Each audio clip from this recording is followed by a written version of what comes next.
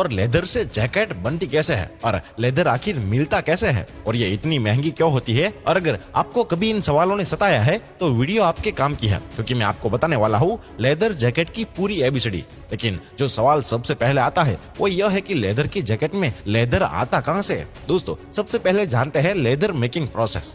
दोस्तों, बड़े लंबे समय से लेदर को बनाने के लिए सिर्फ जानवरों का इस्तेमाल होता आया है, जो कि आज भी हो ही रहा है। लेदर जैकेट में गाय, बकरी, भेड़, भैंस और मगरमच्छ जैसे जानवरों की खाल का इस्तेमाल होता है। लेकिन स्किन से लेदर बनाने का प्रोसेस इतना भी आसान नहीं होता है। आपको जानकर हैरानी होगी कि जानवर की खाल निकलने से सिर्फ 6 से 7 घंटे के अंदर ही उनकी स्किन को प्रोक्योर करना होता है, नहीं तो स्किन की क्वालिटी डैमेज हो जाती है। इसके लिए सबसे पहले स्किन को साफ किया जाता है और स्किन को साफ करने के लिए उस पर नमक लगाया जाता है और उसके बाद स्किन के सभी गैर जरूरी हिस्सों को हटा दिया जाता है। इस लंबे प्रोसीजर के बाद स्किन को पानी के टैंक के अंदर डाल दिया जाता है ताकि इन पर लगा नमक धुल जाए।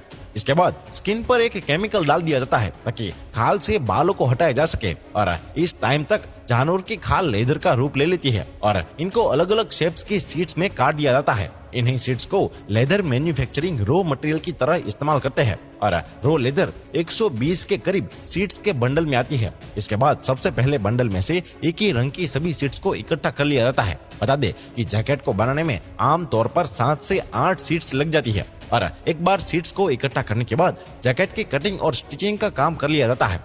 जैकेट की स्टिचिंग सबसे मुश्किल काम होता है, क्योंकि एक बार अगर स्टिचिंग हो गई तो उसको बदला नहीं जा सकता है, नहीं तो जैकेट पर सिलाई के निशान बन जाते हैं। इसलिए इस काम को बहुत ध्यान से किया जाता है और दोस्तों, इस तरह एक मुश्किल प्रोसेस से लेदर की शानदार जैकेट बनकर तैयार हो जाती है और फिर इस पर सिलाई मशीन का तेल डालकर फिनिशिंग दी जाती है। दोस्तों, बहुत कम लोग जानते हैं कि लोग अक्सर शॉप पर जैकेट की फिनिशिंग कराते हैं, लेकिन सिलाई मशीन का तेल यूज करने पर हम घर पर ही अपनी जैकेट की फिनिशिंग करके पैसे बचा सकते हैं। लेदर जैकेट को पॉलिश कराकर 10 साल बाद भी एकदम नया किया जा सकता है। बस ये ध्यान रखना होता है कि आपके जैकेट में सिलवट कम से कम होनी चाहिए, क्योंकि अगर एक बार जैकेट में सिलवट आ गई तो फिर चाहे कितना भी अच्छा ब्रांड हो, जैकेट को खराब होने से कोई भी नहीं बचा सकता है। ये तो बात हुई क्वालिटी की। अब जरा बात करते हैं वैरायटी की। वैसे तो मार्केट में कई तरह की लेदर जैकेट्स अवेलेबल हो जाती है, लेकिन दोस्तों, आपको पता कैसे चलता है कि ये ओरिजिनल जैकेट है या फिर आर्टिफिशियली? दोस्तों, ये तो हम सब जानते ही है कि लेदर की जैकेट बहुत ही महंगी आती है, इसलिए असली लेदर और उसकी क्वालिटी की पहचान होनी बहुत जरूरी होती है।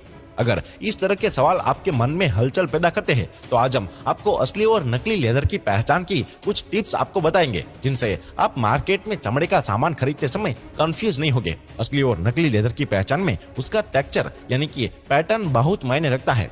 असली लेदर में इलास्टिसिटी और फिनिशिंग बेहतर होती है, जबकि सिंथेटिक लेदर से बनी लेदर हार्ड होती है और सस्ती भी होती है। इसके अलावा सही चमड़े को स्मेल से भी टेस्ट किया जा सकता है, क्योंकि असली लेदर से जानवर की खाल की स्मेल आती है, जबकि सिंथेटिक लेदर में प्लास्टिक से बनी होती है।